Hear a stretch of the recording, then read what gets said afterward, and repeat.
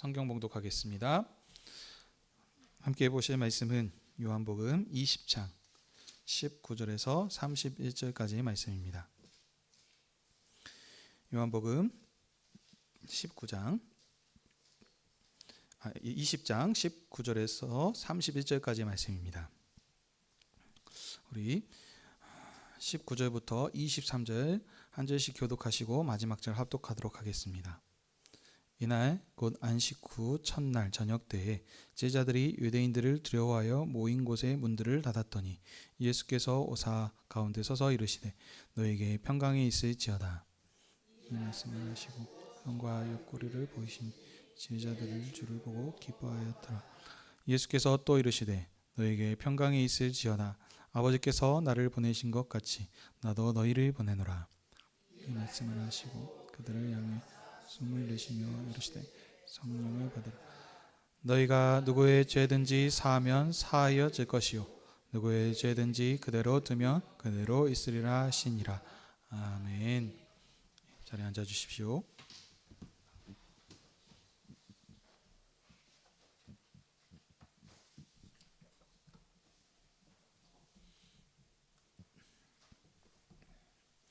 기도하겠습니다. 하나님 아버지, 오늘도 주의 백성들을 아버지 앞으로 부르셔서 영원한 생명이신 아버지의 말씀을 듣게 하시니 감사드립니다. 아버지의 영광과 주님의 교회를 위해서 주의 성령님께서 말씀 전하는 자에게 진리의 말씀을 풍성히 허락하여 주시고 선포되는 말씀을 통하여 아버지 품 안에 있는 생명과 기쁨을 우리 가운데 충만케 해 주시옵소서. 예수님의 이름으로 기도하옵나이다. 아멘.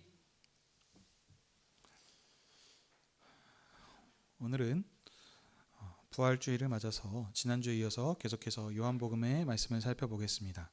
요한복음 20장 19절에서 31절의 말씀을 가지고 부활하신 주님께서 제자들을 찾아오심, 부제목으로는 아버지께서 나를 보내신 것 같이 나도 너희를 보내노라 하는 제목으로 함께 은혜를 나누기 원합니다.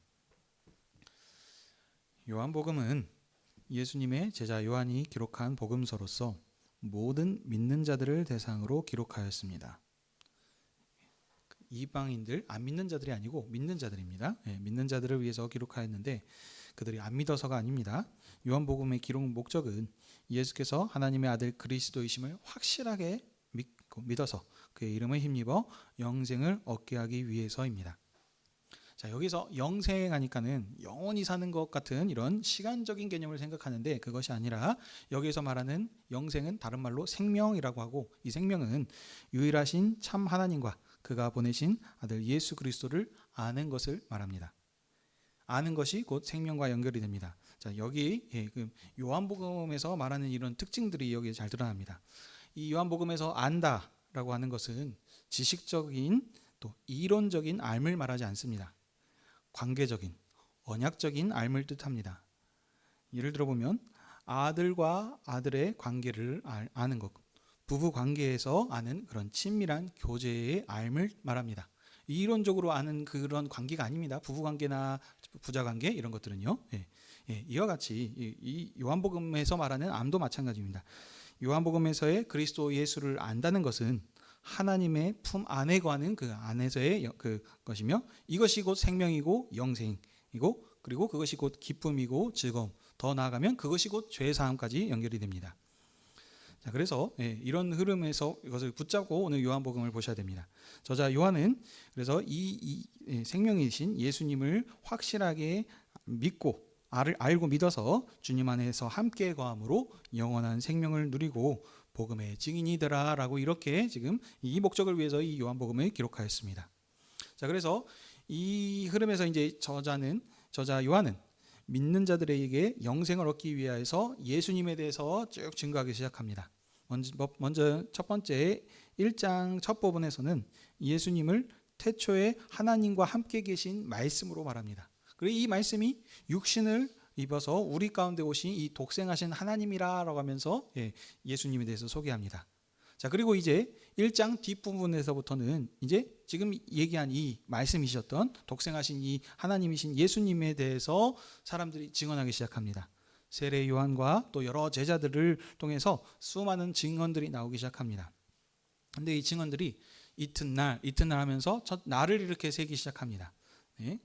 그래서 이제 그 일곱째 날에 이제 첫 번째 표적으로 이제 그 포도주를 물을 포도주로 만드시는 그런 이제 계획들이 일들이 나오는데요. 자, 2장부터 이제 12장까지는 예수님께서 다양한 표적들을 행하십니다.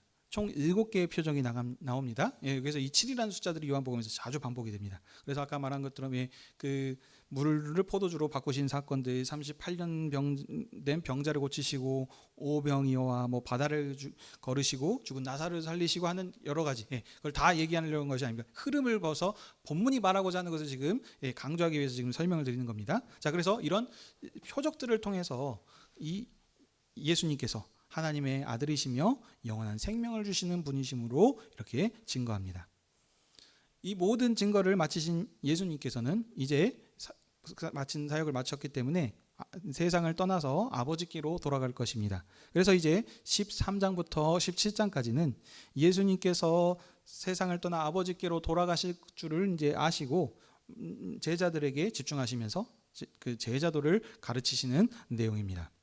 자, 그래서 이제 쭉 말씀들을 가르치면서 제자들을 위로하시고 격려하신 예수님께서 이제 18장부터 20장까지는 예수님이 이제 붙잡히셔서 십자가에서 죽으시고 부활하신 사건을 기록합니다.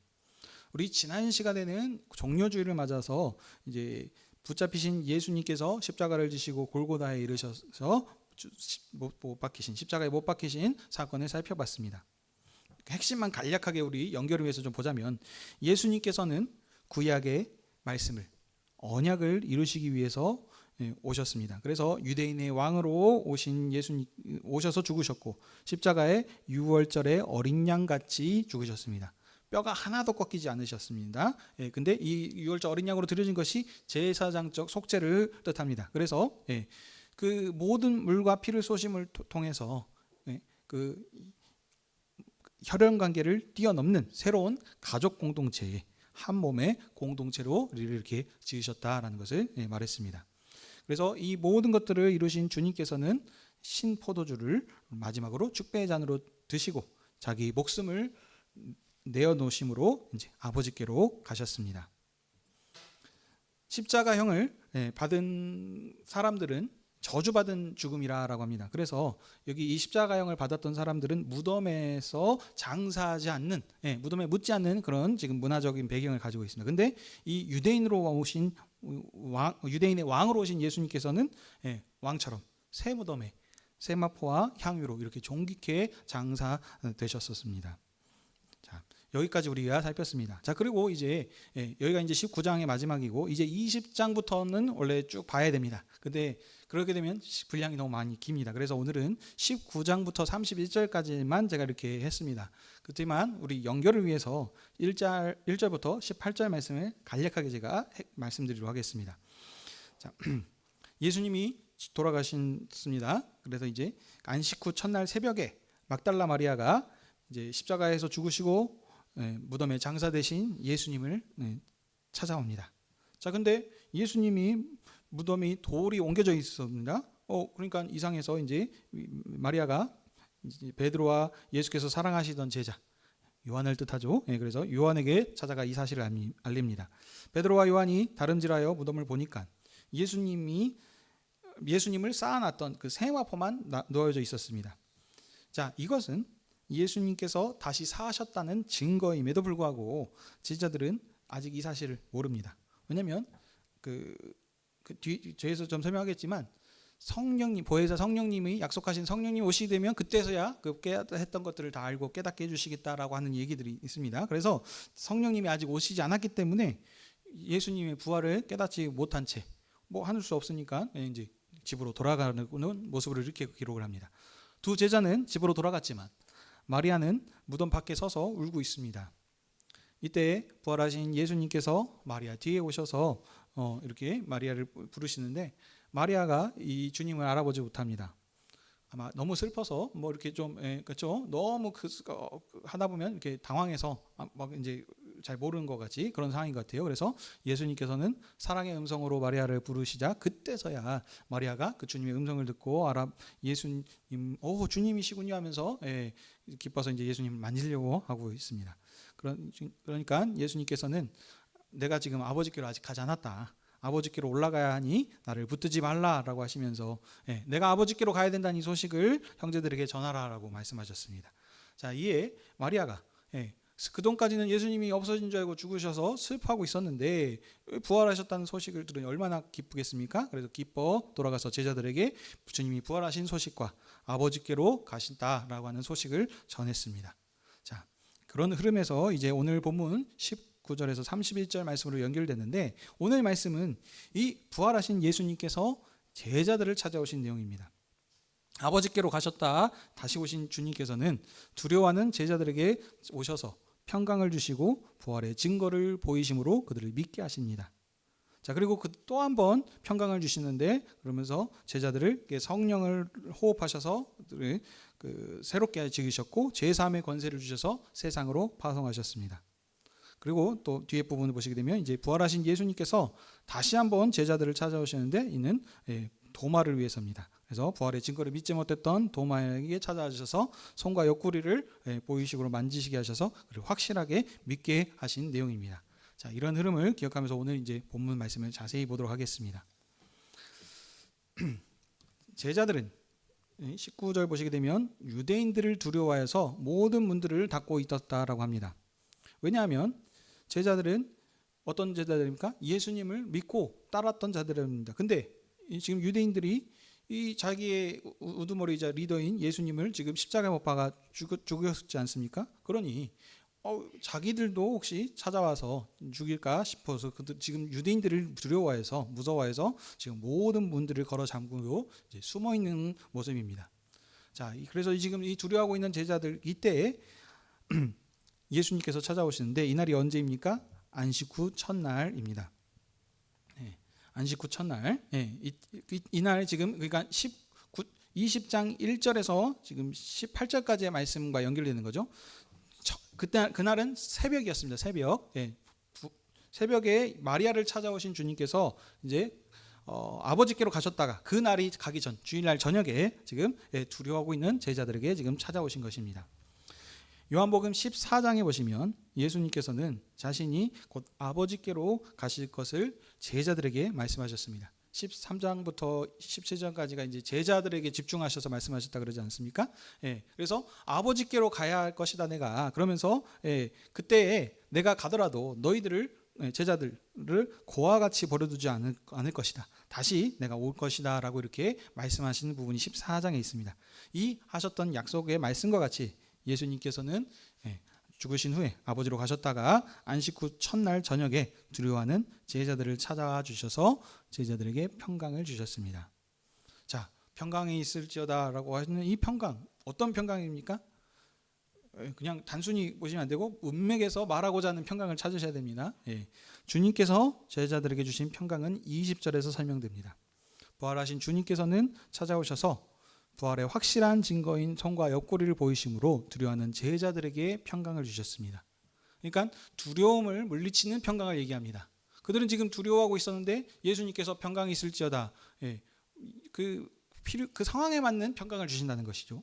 그래서 그 사도 바울께서도 보면 서신서들에게 주의 은혜와 평강이 있기를 하면서 이렇게 축복하는 그런 은사들을 합니다. 그 평강도 각 상황에 맞는 평강을 얘기하는 겁니다. 그래서 여기서의 이 평강은 지금 두려움을 이기게 하시는 그 지금 평강을 얘기하십니다. 예수님께서는 제자들에게 세상의 임금과 죽음의 권세를 이기신 하나님의 아들이시란 확실한 증거를 보여주셨습니다. 어떤 증거입니까? 바로 십자가에서 못 박히신 못자국과 창자국을 보이시는 것입니다. 그러니까 예수님이 오셨다고 하시는데 생각해 보십시오. 이때 당시에 죽은 예수님이 살아났다라고 하는 것 자체가 지금 믿을 수 없는 사실이지 않겠습니까? 그러니까 확실한 증거를 보여주심을 통해서 이거 봐봐라, 나다라고 하면서 그렇게 알리니까 이제 그제서야 제자들이 이 부활하신 사실을 알고 깨닫고 그래서 이제 기뻐하는 모습을 볼 수 있습니다. 유대인들을 두려워하여서 떨고 있었던 제자들에게 주님께서는 아버지께로 갔다 오셔서 그 아버지 품 안에 있는 평강과 기쁨을 제자들에게 주셨습니다. 자, 그리고 이제 21절 보십시다. 21절에 평강을 주셨는데 그게 끝할 수도 있는데 한 번 더 제자들에게 평강을 주시는 모습이 있습니다. 자, 여기서의 평강은 무엇이 있겠습니까? 첫 번째 평강은 두려움을 물리쳐 이기도록 주신 그런 평강이시고, 두 번째 평강은 뒤에서 또 설명해 주고 있죠. 아버지께서 나를 보내신 것처럼 나도 너희를 보내노라 하는 이 보내심을 위한 지금 평강입니다. 태초에 말씀으로 아버지와 함께 계셨던 아들은 하나님께서 세상에 자신을 증거하라고 이 아들이 보내심을 받아서 오셨습니다. 아버지 하나님의 보내심을 받은 이 아들이신 예수님께서는 자신이 하나님의 아들이시라 말씀하시면서 아버지의 영광에 대해서 증언하였습니다. 그러니까 이와 같이 하나님께서는 아들을 보내셨을 때에 그래서 보내심을 통해서 그 사역들을 증거할 수 있도록 이렇게 하셨는데, 이제 보내심을 받았던 이 아들이 누구를 보내십니까? 제자들을 보내고 계십니다. 그래서 제자들을 보내심을 통해서 증거하도록 하셨는데, 그러면 제자들은 뭘 증거하겠습니까? 이 아들에 대해서 이제 증언하시는 거겠죠. 근데 하나님께서 아들을 보내실 때 그냥 갔다 와라라고 그냥 보내신 것이 아니고 보낼 때 정권을 주셔서 보내십니다. 그래서 맡기신 이 사역을 감당할 수 있을 만한 그 힘들을 정권을 주셔서 그것을 감당케 하셨습니다. 이와 같이 예수님께서도 이제 제자들을 보내실 때 그냥 너희들이 가서 내 증인이 되라라고 하면서 해가지고 이렇게 그냥 하신 것이 아니고 거기에 걸맞는 그런 지금 힘을 주시는데, 그게 뭐냐면 바로 제자들에게 숨을 내쉬면서 성령을 주셨습니다. 그래서 이 성령을 주시는데 그 주시는 권세가 뭐냐면 바로 죄 사함의 권세를 주셔서 세상으로 파송하고 계십니다. 성령을 받고 파송받은 제자들은, 자 14장 12절이죠. 이것도 예수님께서 제자들에게 가르치셔서 하셨던 다 예고된 말씀입니다. 내가 가면 나보다 더 큰 일을 하리라 라고 그렇게 제자들에게 얘기하신 말씀이 있습니다. 이와 같이 이제 제자들이 지금 예수님의 그것으로 지금 파송이 되었는데 예수님보다 더 큰 일을 한다라고 합니다. 그게 바로 뭡니까? 천하 만민을 주님께로 증거하는 그런 증인으로서 파송된 것이 더 큰 일입니다. 자, 근데 이 일들을 감당하는 데 있어서 주신 그 권세가 있다 그랬습니다. 바로 무엇입니까? 죄 사함의 권세입니다. 여기에서 말하는 이 죄 사함의 권세는 도덕적인 죄 사함이 아닙니다. 구약의 레위기의 속죄의 개념을 좀 보시면 하나님 앞에 예물을 드릴 수 없는 자를 깨끗게 하여서 예물을 드릴 수 있는 자로 새롭게 한다라고 하는 의미입니다.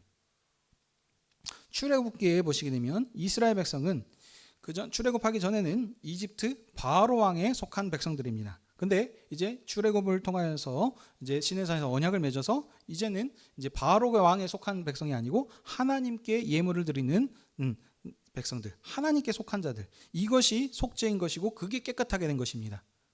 그들의 과거에 어떤 죄들을 지었고 했던 그것을 지금 깨끗게 했다는 얘기가 아닙니다. 그 전에 그러니까 지금 말하고자 하는 원리는 무엇이냐? 어떤 권세 아래 속했는가? 이 권세에서 옮기심을 받는다. 지금 이걸 얘기하고 있는 겁니다. 자, 그러면 이게 지금 죄사함의 권세를 적용하셔야 되는 것이지, 단순하게 그들이 지었던 어떤 누구를 미워하고 싫어하고 어떤 때리고 하는 어떤 그런 도덕적인 죄들을 지금 얘기해서 말한다는 것이 아닙니다. 신약에서도 마찬가지입니다. 아버지께서 아들을 보내셔서 우리의 죄를 사하셨다라는 것도 너희들의 그 도덕적인 그런 죄들을 지금 거짓말하고 싸우고 욕하고 했었던 이런 죄들을 지금 내가 용서해 주겠다라고 지금 그걸 얘기하는 것이 아닙니다. 너희들이 주님을 모르기 전에는 어둠에 속한 자들이 아니었느냐. 그런데 이제 빛으로 나오게 해주시겠다. 땅에서 이제 하늘의 성소로 옮기게 해주시겠다. 하늘을 몰랐던 자들이 이제 하나님을 예배하는 백성으로서 이렇게 부르시다라고 하는 그것이 지금 말하는 죄사함입니다. 요한복음에서 말하는 그 안다, 예수님을 아는 것이고 생명이고 이것이 지금 죄사함의 권세까지도 지금 연결이 된다고 했습니다. 예수님을 아는 것이고 그것이 생명이고 모르면 반대로 죽음인 것이고, 이 예수님을 안다는 것은 이제 하나님을 알기 전에는 이제 세상에 속한 자들로서 그 하나님을 떠나 원수로 살았었는데 이제 하나님의 백성으로서 하나님의 자녀로 지금 이렇게 옮김을 받아 이것이 하나님 안에 품 안에 있는 생명이고 영생인 것이고 죄의 사함인 것입니다. 하나님을 떠나서 모르고 산 것이 죄입니다. 근데 이제 예수 그리스도께서 오심을 통해서 그들을 빛으로 인도하셨습니다. 이 예수님이 오시기 전에는 어떻습니까? 유대인들만 혈연 관계 아브라함의 자손들만 들어오게 하셨는데 이제 예수 그리스도께서 십자가의 죽으심을 통해서 새로운 가족 공동체를 지으셨다 그랬습니다. 이제 그래서 그리스도 예수 안에서 유대인뿐만이 아니고 이방인들도 신분과 관계없이 천하 모든 만민을 상관없이 다 지금 들어올 수 있도록 이렇게 부르셨다는 겁니다. 이 죄사함의 권세를 제자들에게 지금 주셔서 세상으로 파송하고 계신 것입니다. 이제 유대인뿐만이 아니고 세상 만만 곳에 나가서 천하 만민을 주님께 돌아올 수 있는 그 권세를 그들에게 주셔서 지금 보내신 것입니다. 단순히 우리의 어떤 도덕적인 죄들을 깨끗하게 하는 그런 죄사함을 지금 주신 것이 아닙니다. 요한복음의 기록 목적에서 언급한 것처럼 하나님께서 아들을 보내신 것은 누구든지 이 아들을 증거를 받고 믿어서 생명을 얻게 하기 위해서입니다. 이와 같이 부활하신 주님의 증거를 보고 성령을 받아서 권세 있는 증인으로 파송된 제자들은 어떻게 하겠습니까? 그 증거대로 맡겼던 그 사명대로 이제 부활하신 주님에 대해서 증언할 것입니다.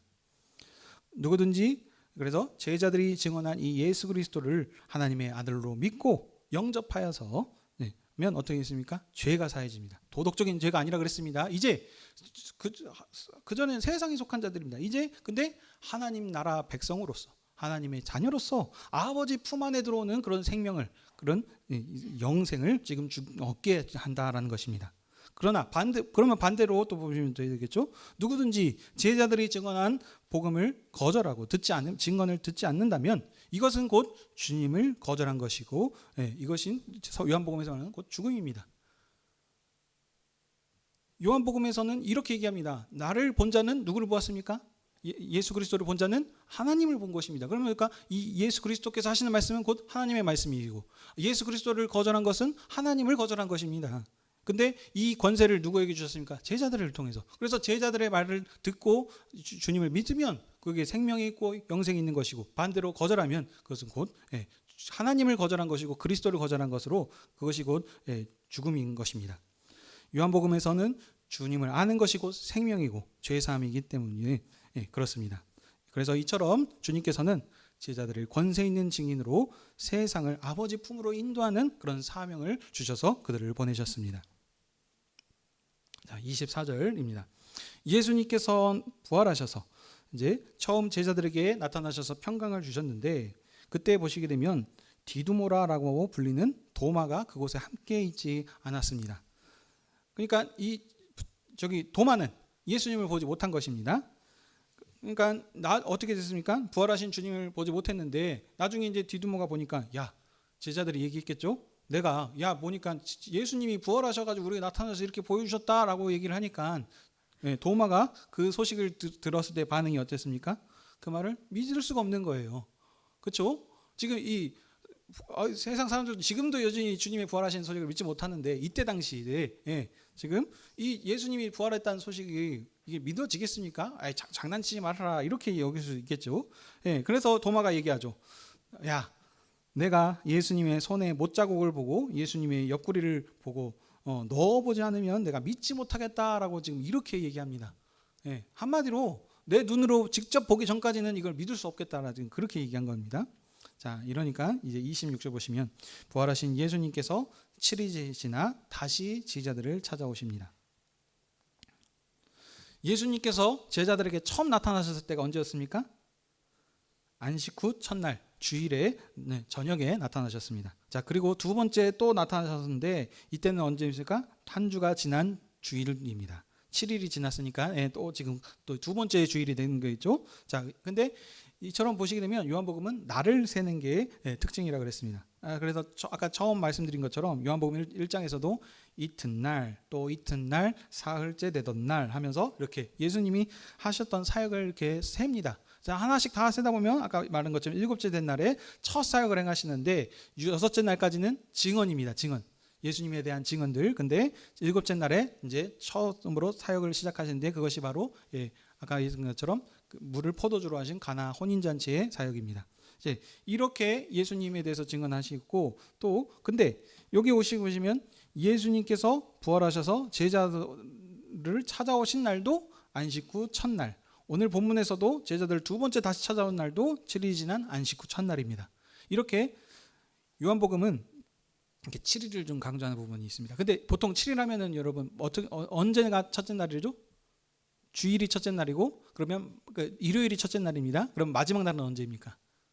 토요일입니다. 토요일. 7일은 토요일입니다. 그래서 이 토요일이 구약에는 안식일이죠. 근데 이 7일 하면은 그러면은 안식일이 강조가 돼야 될 것 같은데 여기 보시게 되면은 안식일이 아니고 어쩌다고요?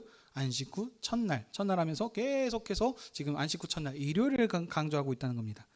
예수께서 부활하심으로 역사를 완성하신 날은 이 안식 후 첫날 일요일을 강조함을 통해서 지금 새로운 예배 공동체로 지금 지으심을 지금 강조하고 있습니다. 예수님이 제자들을 다시 찾아온 그 날도 보시면 문들이 다 닫혀 있었습니다. 근데 예수님께서 처음 제자들이 나타나실 때는 본문에서 확실하게 언급하고 있습니다. 제자들이 유대인을 두려워서 문을 닫고 있었다. 근데 두 번째 나타나셨을 때는 제자들이 두려워서 문을 닫았다라는 표현이 없습니다. 그냥 문들이 닫고 있었다라고 이렇게 상황만 묘사하고 있습니다. 그럼 문맥을 또 잘 살려야 되겠죠. 그러면 여기서의 문맥은 두려워서 문을 닫는 것이 아닙니다. 두 번째 예수님이 오셨을 때는 문들이 닫혀 있는 그런 상황에도 불구하고 찾아오신 제자들을 찾아오신 그 주님의 사랑을 지금 강조하는 표현으로 보는 것이 맞겠습니다.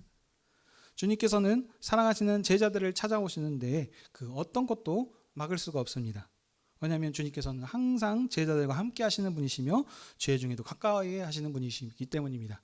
요한복음에서는 예수님의 그 제자들을 끝까지 사랑하시는 그 사랑을 지금 강조하는 복음이기 때문입니다. 그래서 예수님을 지금 찾아오는 그 제자들 순서들 보게 되면 사랑하는 순서로 마지막 끝까지 십자가 곁에서 지켰던 자들도 예수님을 사랑하는 여인들. 이와 같이 그 사랑의 지금 복음입니다. 그래서 예수님께서도 지금 막을 수가 없습니다. 그 어떤 것도. 구약에는 휘장의 문이 하나님께 나아가는 길을 막았습니다. 아무나 들어올 수 없었습니다. 죄가 있고 더러운 자는 하나님께 나오지 못했고 오직 그 대제사장들, 제사장들만 이렇게 나올 수 있었습니다. 그러나 이제 주님께서는 자기 백성 중에 친히 찾아주셔서 그래서 자기 목숨을 내어주심을 통해서 그 죄 중에 있는 그들을 깨끗게 하셨습니다. 그래서 이제는 어떻습니까? 그 무엇도 막을 수가 없습니다. 그래서 이처럼 주님께서는 제자들 가운데 찾아와 주셔서 또 한번 얘기하시죠. 평강이 있을지어다 하면서 아버지 품 안에 평강으로 그들을 문안하셨습니다. 자, 여기서 이 두 번째 예수님께서 제자들을 찾아오신 것은 함께 있지 않았던 도마를 위해서입니다. 예수님께서 처음에 제자들에게 나타나신 것은 그 두려워하는 제자들에게 평강을 주셔서 두려워하지 말아라. 그리고 이제 사명을 주시면서 그들을 이제 파송하신 것이면 이 두 번째는 그냥 한마디로 도마를 위해서, 그를 위해서 특별하게 지금 나타난 것입니다.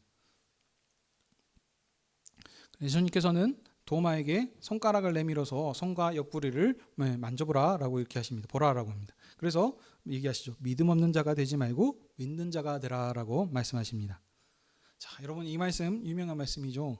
그래서 우리는 이 말씀을 통해서 어떻게 생각합니까? 보고 믿는 것은 믿음이 적은 것이고 보지 않고 믿어야 큰 믿음이구나 라고 이렇게 생각을 합니다. 근데 이것은 좀 잘못된 생각입니다. 본문이 말하고자 하는 강조점이 아닙니다. 아니 여러분 물건을 봐야 이게 좋은지 아닌지 보고 사지 어떻게 보지도 않고 삽니까? 그러니까 그런 지금 신뢰 어떤 관계를 지금 얘기하는 것이 아니고 그러니까 본문이 말하고자 하는 강조점을 살펴야 됩니다. 하나님께서는 자기를 알리시고 나타내는 방식이 있으십니다. 하나님께서 역사 가운데 자신을 나타내시는데 모든 시대에 모든 사람들에게 자신을 나타내지 않으십니다. 하나님께서 자신을 나타내시는 방법은 대표자를 통해서 자신을 알리시고 나타내십니다. 예를 들어 보겠습니다. 구약에 하나님께서 모세를 부르시죠. 그래서 모세를 떨기나무 불꽃 가운데 나타나셔서 자신을 보여주십니다. 그리고 모세를 구원자로 부르셨습니다. 그리고 이제 이스라엘이 출애굽한 이후에 하나님께서 시내산에서 자신을 보여주시는데 이스라엘 백성들이 이 모습들을 보긴 보죠. 근데 하나님을 본 사람이 있습니까? 없습니까? 없습니다. 오직 모세만 봤는데 모세도 등만 봤어요. 등만. 예. 그러니까 모세한테 하나님께서 그 자신을 나타내셨고 이제 그럼 이스라엘은 어떻게 믿는 겁니까? 모세의 증언을 통해서 그래서 지금 하나님을 믿게 하셨답니다. 이게 하나님께서 지금 자신을 나타내시는 방식입니다. 그러니까 한마디로 모세가를 통해서 하나님을 믿게 하셨기 때문에 모세의 말은 곧 하나님의 말씀입니다. 모세의 말을 듣지 않으면 하나님의 말을 듣지 않는 것, 이것과 지금 같은 겁니다. 자, 또한 지금 하나님께서 이제 시내산에서 강림하셔서 지금 자신을 나타내시는데 불과 연기와 천둥과 내성 가운데 빽빽한 구름 가운데 이렇게 지금 하나님께서 장엄하게 지금 시내산에 강림하시는 모습을 나타냈는데 이 모습을 누가 봤습니까? 이스라엘만 봤습니다. 모든 민족, 모든 인류가 지금 하나님께서 시내산에서 지금 강림하는 것을 지금 본 것이 아닙니다. 하나님께서는 모든 민족 중에서 이스라엘을 택하셨습니다. 그들을 장자 백성으로 제사장 나자로 삼으셨습니다. 그래서 이스라엘을 통해서 빛을 비추게 하십니다. 누구에게? 모든 이방인들에게. 그래서 이스라엘이 비춘 빛을 보고 이방인들이 하나님을 알고 믿도록 이렇게 하나님께서 역사하셨습니다. 이게 지금 하나님께서 자신을 나타내시는 방식입니다. 이렇게 자신을 나타내신 하나님께서 이제 신약에 어떻게 하셨습니까? 아들을 보내셔서 자신을 나타내셨습니다. 그러므로 이제 아들이신 그리스도의 말을 듣는 것은 곧 아버지의 음성을 듣는 것이고 아들을 본 자는 하나님 아버지를 본 것입니다. 연결이 되죠? 예. 그다음 이제 이 부활하신 주님께서 이번에는 어떻게 하신다 그랬죠? 제자들을 사도로 세우셔서 그들을 보내십니다. 그러므로 이제는 예수 그리스도를 통해서 직접 하는 것이 아니고 사도들을 통해서 하나님을 알고 믿게 하셨습니다. 이게 하나님께서 지금 자신을 나타내시는 지금 방식입니다. 자, 근데 이 사도들은 지금 어떤 자들입니까? 예수 그리스도의 제자들이시죠. 예, 그래서 예수님과 함께 살면서 예수님이 행하셨던 모든 그런 표적들을 다 보았고 지금 예수님께서 죽으시고 부활하신 것을 이 주님을 본 자들입니다. 부활하신 주님을 보았으며 이 주님과 함께 먹고 마시며 동행한 자들입니다. 요한복음의 특징이 여기서도 잘 드러납니다. 주님을 아는 지식, 주님을 알았다라는 것은 단순히 이론적으로만 아는 것이 아니고 삶이라니까요. 삶. 예, 이론적인 삶이 아니고 친밀한 친교. 내가 주님과 함께 삶을 살았고 그 삶과 풍성하게 그것을 누리면 그걸 증거하는 것. 이것이 지금 영생이고 생명이다라는 것입니다. 자, 그런데 그러므로 이 요한복음에서 중요한 것이 뭐냐면 예수님을 직접 보고 봐야 돼요. 근데 지금 누가 안 봤다고요? 도마가 보지 못한 것입니다. 근데 이 도마가 예수님을 봐야 돼요. 보지 않으면 안 되는 이유가 있습니다. 왜냐하면 사도이지 않습니까? 사도는 부활하신 주님을 보고 증언을 해야 됩니다. 이들이 지금 권세 있는 성령의 권세를 입어서 죄사함의 권세를 가지고 세상에 나가서 정언할 건데 이들이 묻겠죠. 예수 그리스도를 믿으시오. 이런 분이십니다 했으면 그 사람들이 반응이 뭐예요? 당신이 봤어? 라고 이렇게 묻을 수 있다는 거죠. 왜냐하면 그때 당시 예수 그리스도께서 그때 실제 삶을 그때 살고 있었기 때문에. 그러니까 그들이 보지도 않고 가서 예수님의 부활을 증언한다는 것은 말이 안 되는 것입니다. 그래서 예수님께서는 도마에게 보지 못한 이 도마를 위해서 특별하게 지금 나타나셔서 도마에게 직접 만져봐, 손 좀 넣어봐라 하면서 해가지고 못자국과 지금 창자국을 지금 옆구리를 보이신 것입니다. 그래서 이렇게 하심을 통해서 이 도마를 믿을 수 있게 이렇게 인도하셨습니다. 28절입니다. 이에 도마는 그가 고백을 하죠. 나의 주 나의 하나님으로 이렇게 확실하게 그의 믿음을 고백하였습니다. 이 도마가 또 어떤 사람이냐면 요한복음 14장 5절을 보시게 되면 예수님께서 아까 아버지께로 간다라고 이렇게 얘기하시는 그 장면입니다. 거기서 말씀하실 때 도마가 이런 얘기를 합니다. 주님이 어디로 가시는지 우리가 알지 못하는데 그 길을 어떻게 알겠습니까? 라고 말했던 사람입니다. 그런데 이 도마가 부활하신 예수님을 직접 보고 나서는 예수님께 이런 지금 나의 주 나의 하나님이라 라고 이렇게 신앙 고백을 했습니다. 나의 주와 나의 하나님은 같은 말입니다. 반복 강조해서 하는 것이고 이렇게 고백했습니다. 근데 이 도마의 고백은 요한복음 첫 부분에 첫 그 고백을 했던 그 제자의 고백과 상응합니다. 요한복음 1장에 보시게 되면 예수님께서 처음 제자들을 부르실 때 나다나엘이 그 고백한 말이 있습니다. 예수님께 당신은 하나님의 아들이시오 이스라엘의 임금이십니다 라고 이렇게 고백을 받으심으로 영광을 받으신 일이 있습니다. 이게 첫 고백입니다. 근데 지금 예수님의 마지막 사역에 도마의 고백이 어떻습니까? 나의 주 나의 하나님으로 영광을 받으심으로 지금 마무리하고 있습니다. 요한복음의 기록 목적과 처음과 끝에서 지금 예수님의 본 사람들의 고백이 다 어떻습니까? 나의 주 나의 하나님 왕이십니다 라고 이렇게 하는 고백으로 지금 이렇게 연결되고 있습니다. 요한복음은 우리가 주를 보았다 주께서 이렇게 말씀하셨다 곧 만나보았다라고 이렇게 얘기하고 있는데 여기서 보았다라고 하는 것은 만나보았다 같은 의미로서 살아가는 주님을 보았다 내가 하나님을 만나보았다라는 의미입니다. 마치 이스라엘이 시내산에서 영광의 구름으로 오신 영광의 하나님을 만난 것처럼 근데 특징 차이점은 제자들은 두려운 하나님을 만난 것이 아닙니다.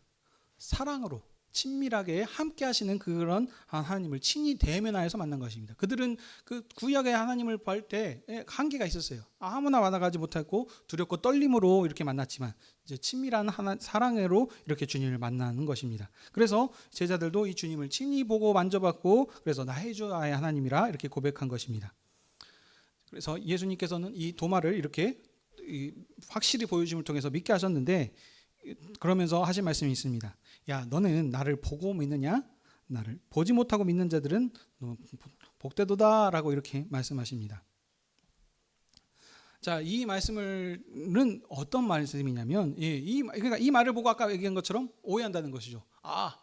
안 믿고 보지 않고 믿는 것이 더 큰 믿음이구나 라는 것으로 생각하는데 지금 이렇게 말씀하신 것은 지금 흐름은 무엇이냐?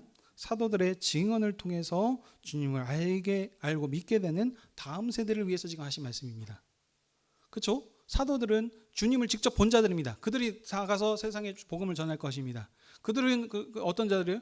예수님을 직접 부활하신 주님을 본 자들입니다. 근데 이제 50년, 100년, 200년이 지나면 그 본 자들이 어떻게 됩니까? 다 죽죠. 그러면 그 다음 세대들은 어떻습니까? 주님을 직접 본 자들이 아니에요. 그렇죠? 초대교회가 이 사도들의 증언을 통해서 교회들이 생겼는데 이들은 주님을 본 사람이 한 명도 없습니다. 근데 어떻습니까? 이 부활하신 주님에 대해서 증언을 합니다. 그러니까 다른 말로 얘기하면 이 교회 세대에 대해서 교회는 주님을 직접 본 자들이 아닙니다. 근데 사도들의 증언을 통해서 세워진 이 교회가 보지 못하고 믿는 자들입니다. 근데 예수님께서 이 자들이 더 복되도다라고 그렇게 지금 얘기하시는 장면이지 보지 못하고 믿는 것이 더 참 믿음입니다 라고 하는 그걸 지금 얘기하려는 것이 아니라는 겁니다. 예수님께서는 도마의 본을 통하여 예수님을 본 자들의 증언을 듣고 믿는 자들의 복이 무엇인지 지금 알려주신 것입니다. 자, 그리고 이제 30절과 31절 말씀입니다. 이 부분은 좀 함께 같이 읽어보도록 하겠습니다. 시작. 예수께서 제자들 앞에서 이 책에 기록되지 아니한 다른 표적도 많이 행하셨으나 아들 그리스도이심을 얻게 하려 하며 또 너희로 믿고 이름을 힘입어 생명을 얻게 하려 함이니라. 아멘. 예수님께서는 이제까지 하나님의 보내심을 받은 아들로서 자신을 따르는 무리들과 많은 사람들 앞에서 지금 많은 표적들을 보여줬습니다. 근데 그러나 사람들은 예수님의 표적을 보고도 믿지 못하고 소경이 되었습니다. 예수님의 표적을 보고 따른 자들은 오직 신앙을 고백한 자들은 제자들의 공동체뿐이었습니다. 그래서 요한 서도는 지금 이걸 기록한 요한복음을 기록한 목적이 무엇이냐? 모든 표적들을 제자들 앞에 다 행하셨다라고 말씀하시므로 이 많은 표적들이 제자 공동체를 위해서 지금 하신 것을 지금 얘기하고 있습니다. 왜냐하면 요한복음은 주님을 따르는 제자 공동체가 이 믿음을 굳게 붙들어서 믿어서 영생을 얻게 하기 위해서 기록했기 때문입니다. 수많은 표적들을 있는데 그걸 다 기록하지 않습니다. 그 중에서 7가지만 딱 그 강조하고자 하는 부분들만 맞춰서 지금 기록합니다. 그래서 누구에게 믿지 않는 자들이 아니고 믿는 자들에게 이 믿음을 확실하게 붙들어서 어떤 믿음입니까? 예수께서 하나님의 아들 그리스도이시라는 것을 믿게 하기 위해서 믿는 게 2가지가 나옵니다. 두 번째는 뭐냐면 이 그리스도 예수의 이름을 믿음으로 영생, 생명을 얻게 하기 위해서 이 목적을 가지고 오늘 이 요한복음의 말씀을 기록한 것입니다. 말씀을 정리하겠습니다. 하나님께서는 역사의 처음부터 자기 백성들 중에서 함께 하셨습니다. 하나님께서는 단 한 번도 우리를 떠나신 적이 없습니다. 그러나 지금 사람은 주님의 사랑하심을, 하나님의 사랑을 잊어버리고 주님을 배반하고 떠났습니다. 이걸 이제 가장 세상 역사 관계에서 쭉 다 얘기하고 있습니다. 아담도 하나님께서 아담을 창조하시고 하나님의 형상대로 창조하시고 에덴을 지으시고 거기서 함께 거하시는 이런 영광스러운 존재로 지으셨는데, 근데 아담은 거기에서 만족하지 못하고 하나님이 금하신 선악과를 먹음으로 하나님을 배반하고 하나님과 같이 데려가기 위해서 지금 일들을 했습니다. 하나님께서는 근데 이걸 또 바로잡기 위해서 또 약속하셨고, 이제 아브라함과 언약하심을 통해서 이제 모세를 통해 이스라엘을 출애굽시키시고 이제 하나님 나라를 세우시는 그런 지금 역사를 진행하심이죠. 그래서 하나님께서는 이스라엘을 만나기 위해서 친히 그 죄로 인해서 관계가 깨어진 것을 회복시키시기 위해서 지금 그 내려오시고 강림하셔서 이렇게 그 백성들과 함께 하시기를 기뻐하셨던 분이십니다. 그래서 이스라엘과 그 구름 기둥과 불 기둥으로 함께 친히 하시면서 그런 모든 것들을 지금 인도하신 지금 하나님이 아니십니까? 근데 이 이스라엘도 어떻게 했습니까?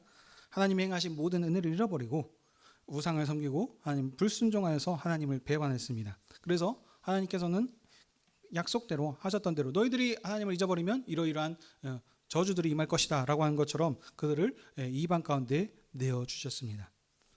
그러면 이방 가운데로 내었으니까 끝입니까? 아닙니다. 여전히 그들이 이방 가운데 포로되었을 때도 하나님께서는 그 땅, 먼 땅에서 자기 백성과 함께 그들을 돌보셨고 그들과 늘 함께 하셨던 분이십니다. 이렇게 사랑이 많으신 하나님께서 이제 신약에 아주 특별한 개혁적인 일들을 하시죠. 무엇입니까? 언약의 약속의 말씀을 따라서 태초부터 말씀으로 계신 아들을 이 땅에 보내셨습니다. 보내신 목적은 무엇입니까? 이 아들을, 그리스도를 믿어서 생명을, 영생을 얻게 하기 위해서입니다.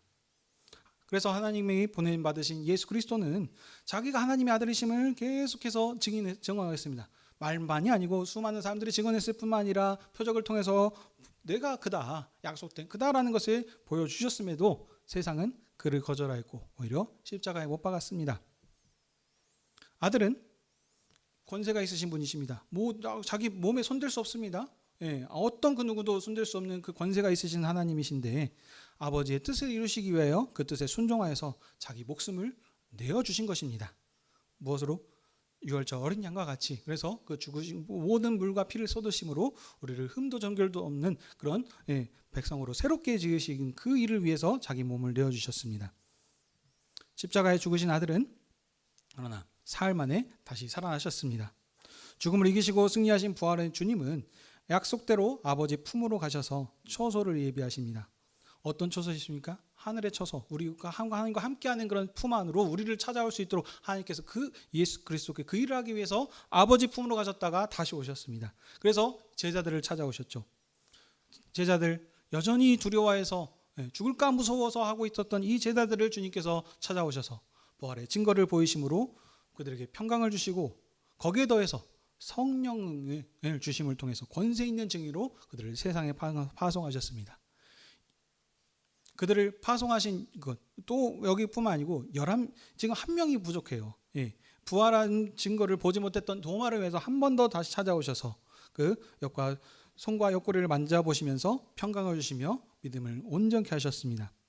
이 일은 무엇이냐면 요한복음의 사랑의 주님이십니다. 그 제자 한 명도 포기하지 않으시고 끝까지 품으시고 사랑하시는 그 주님의 사랑을 거기서 나타나고 있습니다.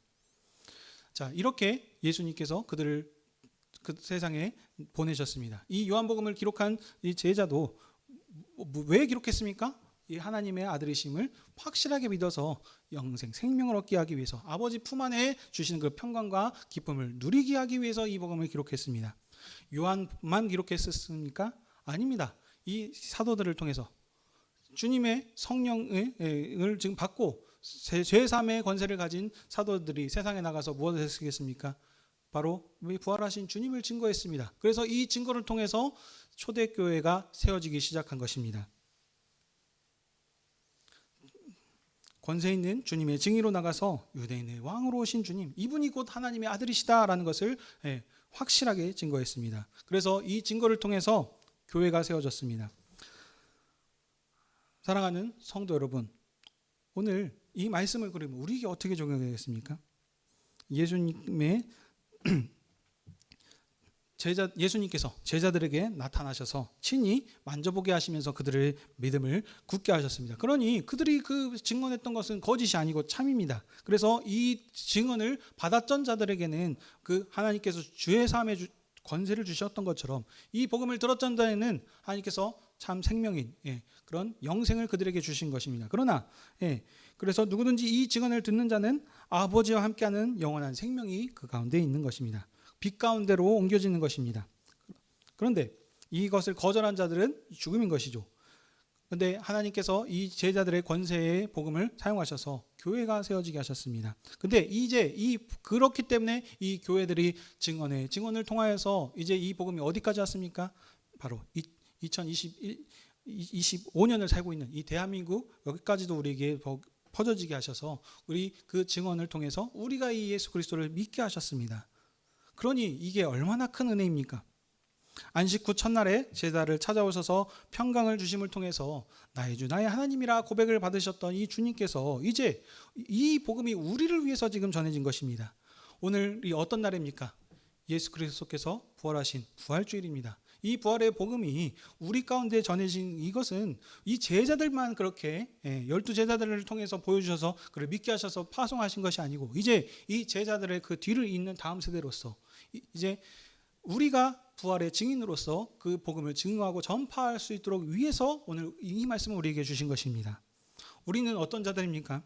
도마보다도 믿음이 없는 자들입니다. 어떻게 보면 그는 유대인이었고 제자로 지금 예수님을 따랐던 자들인데 우리는 언약 밖에 있었던 이방인들이고 언약과 관계 없었던 자들인데 이 어둠의 권세 아래 있었던 우리에게 주님께 친히 찾아와 주셔서 그 한량없는 사랑을 보여주심을 통해서 내가 너희를 위하여 이렇게 피를 흘리고 이렇게 너희를 사랑하지 않느냐. 그러니 이제 혈연 관계를 뛰어넘는 새로운 가족 공동체 내 안에서 이제 나로 인하여서 하나님을 아빠 아버지로 부르는 한 가족이 되었도다라고 하면서 이렇게 우리에게 말씀하십니다. 우리가 하나님을 찾은 것이 아니고 집 나간 자식을 찾는 아버지처럼 하나님께서 우리를 먼저 친히 찾아와 주셔서 이 복음으로 우리를 알게 하시고 믿게 하여 주셨습니다.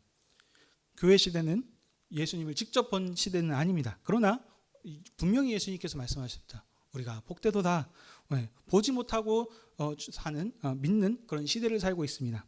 우리들은 직접 주님을 본 적이 없었지만 확실한 모든 증거들을 통해서 사도들의 증언을 통한 수많은 지금 복음서를 비롯한 그 증거들을 통해서 이 예수 그리스도께서 하나님의 아들이신 것을 메시아이시라는 것을 유대인의 왕으로 이 땅에 오셨다는 것을 우리에게 알 수 있도록 이렇게 증거하셨습니다.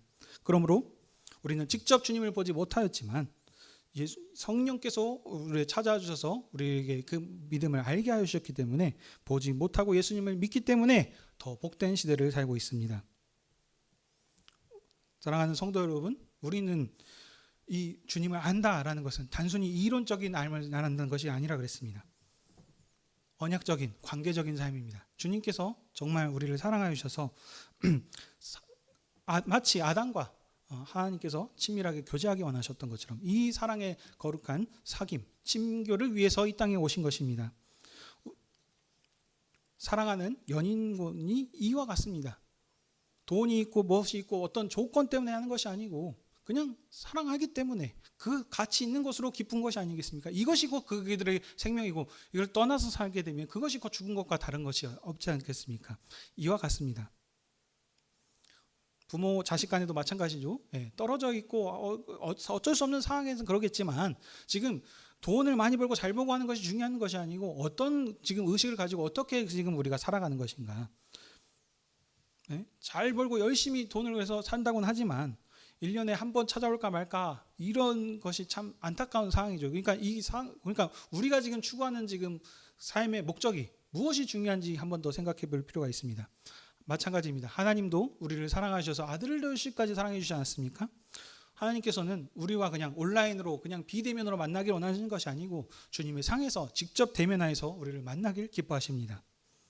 왜냐하면 우리는 하나님의 형상에 따라서 지음받은 존재이기 때문입니다. 하나님께서 우리를 너무 사랑하셔서 독생하신 아들을 내어주시기까지 이렇게 사랑하지 않으셨습니까? 그래서 우리가 이 상에 나온 것은 우리가 어떤 의로운 존재라서가 아니고 하나님께서 우리를 먼저 사랑하셨고 이 사랑 안에서 그리스도를 통하여서 한 형제 자매가 되었기 때문에 이 자리에 나올 수 있는 것입니다. 이것이 부활주를 맞아서 우리가 주님의 죽으심과 부활을 생각하는 의미입니다. 사랑하는 성도 여러분, 오늘 또 주님께서 우리를 주님의 상으로 부르셔서 우리에게 피와 살을 주시면서 이걸 먹고 마셔라 라고 얘기하십니다. 왜 이걸 주셨습니까? 주님께서 이 땅에 오신 부활하신 목적이 무엇인지 그것을 알라라고 지금 얘기하십니다. 우리를 그냥 단순히 너희만 잘 먹고 잘 살아라는 것이 아니고 성령을 주심을 통해서 세상에 나가서 복음의 부활의 증인으로 살라라고 우리를 파송하십니다. 그러면 우리가 어떤 삶을 살아야 됐습니까? 이 상에서 먹고 마실 때마다 주님께서 이 살을 주심이 정말 너무 감사합니다. 우리가 나의 주 나의 하나님이십니다라는 고백을 우리 가운데 삶으로 살아야 될 줄 믿습니다. 이 삶이 우리 가운데 그냥 단순히 우리만 믿고서 끝나는 것이 아니고 부활의 증인으로 세상에 나가서 전하셨을 텐데 단순히 착한 어떤 행실, 어떤 좋은 일로 하는 것이 아니고 우리의 삶에서 그리스도를 닮은 모습, 그리스도의 사랑의 복음을 증거하면, 그래서 우리가 이번에 소담 택배와 어떤 그것을 비롯하여서 그래 조금이라도 우리 이것을 증거하기 위해서 이렇게 살지 않았습니까? 이 삶이 진정한 삶의 예배자의 모습이고 주님께 기뻐하시는 삶일 줄 믿습니다. 오늘 다시 한번 우리 이 시간을 통해서 우리가 고백과 증거를 통해서 천하 만민이 주님을 알고 이 상에 함께 나와서 하나님을 함께 기뻐할 수 있도록 사시는 생명의 빛의 증인들이 다 되시는 저와 여러분이 되십시다. 기도하겠습니다.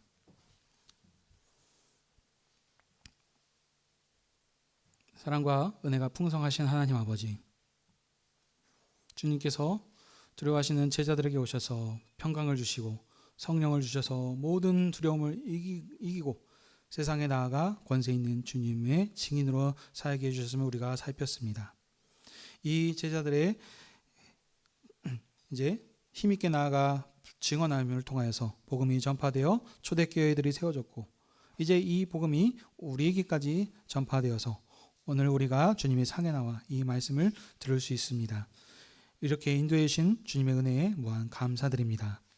오늘 우리가 주님의 상에서 함께 먹고 마실 때 죽음을 이기신 그리스도의 부활의 생명이 아버지 하나님 품 안에 관한 영원한 생명이 우리 가운데 있다는 것을 기억하게 하셔서 권세 있는 부활의 증인으로 살게 하여 주시옵소서.